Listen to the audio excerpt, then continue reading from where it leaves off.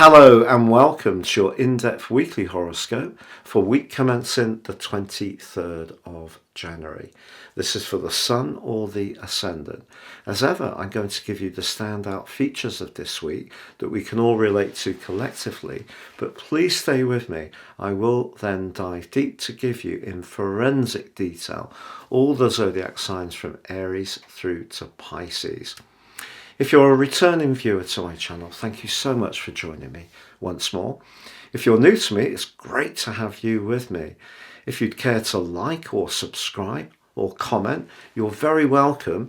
This is very much a community and it's wonderful to have you with me. Now this week does see one of the standout aspects in astrology, the Sun in an alliance with Jupiter. Jupiter in the sign of Aries is very much about new beginnings and freshness. In the sign of Aquarius, the Sun, Venus and Saturn is very much about the collective. It's how we interact and network, it's our friendships, but also our longer term planning.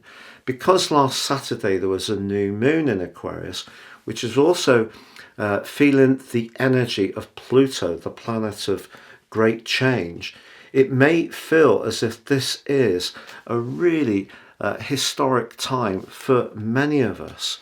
So what does it mean, that aspect between the Sun and Jupiter?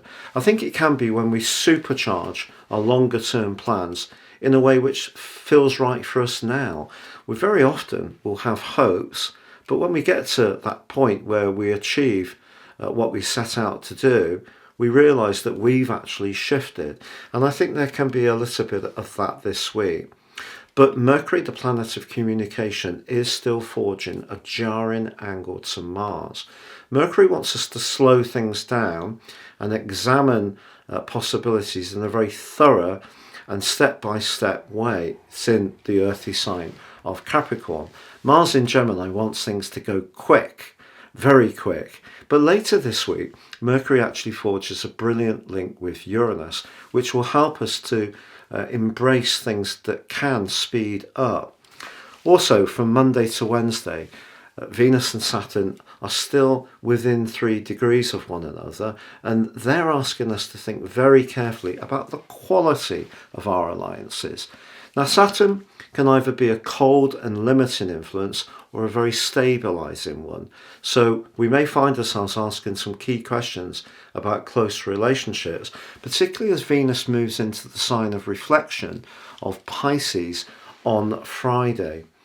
Now there is a quarter moon as this week draws to a close. As much as the sign of Aquarius is very idealistic, the sign of Taurus is very realistic. And there may be something that we just need to make sure it stays in kilter between those two areas. As much as we'd like life to be a certain way, it is as it is. But then at the same time, that doesn't mean to say we can't apply our values and standards to that reality. And that's really what I feel is coming to the fore as this week draws to a close. Now, if you would like to ascend above this zodiac broadcast and understand what the next year will hold for you as an individual, if you give me 3 pieces of personal birth data of time, date and place of birth, I can give you your forecast, plus in my special package, your life roadmap analysis. This will help you to understand your astrological influences at a much more intimate level. Seize upon the ones that give you possibilities, but also work out some that have snagged you over time. There's 30% off. Please see the link below. And in my special package, you also get your free Zodiac, Vedic and Chinese forecasts for 2023. So Sagittarius, your week commencing the 23rd of January forecast continues to see words being very important because Mercury, the planet of communication, is in a jarring angle with Mars in your sector of assertiveness, relationships, and where you need to come into contact with other people. So around the financial matter, you could feel a little bit frustrated, but just go back to that mantra. If you measure the delivery of your ideas in a careful, structured, thoughtful, but diplomatic way, Venus conjunct Saturn, that can only be for the good. And of course, your glorious ruler Jupiter forges one of the best angles possible in astrology, a sextile to the Sun. So your enthusiasm and passion, very much part of your core nature, are really given a platform to thrive this week. It's just that with Venus moving into your fourth house on Friday, this brings a more tender and sensitive dimension to some of your interactions.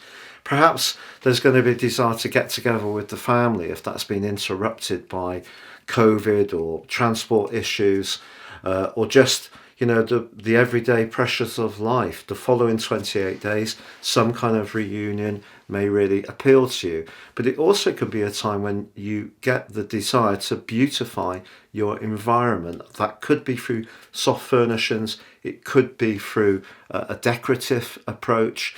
But as the week draws to a close, the quarter moon is in the part of your horoscope to do with where you need to be disciplined, and that's in a tense right angle with the sun. So your energy could actually be a bit hyper as the week comes to a close, and the trick here is actually deciding on what you're going to really focus on. And because Mercury is forging quite an intense but positive angle to Uranus, there is going to be a lot of potential imagination buzzing around your mind, creatively particularly. So I feel what the quarter moon is saying is just take a breath, decide what's really important, prioritize things on the basis of what will give you the greatest return in terms of a practical improvement or pleasure or satisfaction or even a financial return. But don't do too much. Don't scatter yourself as this week draws to a close.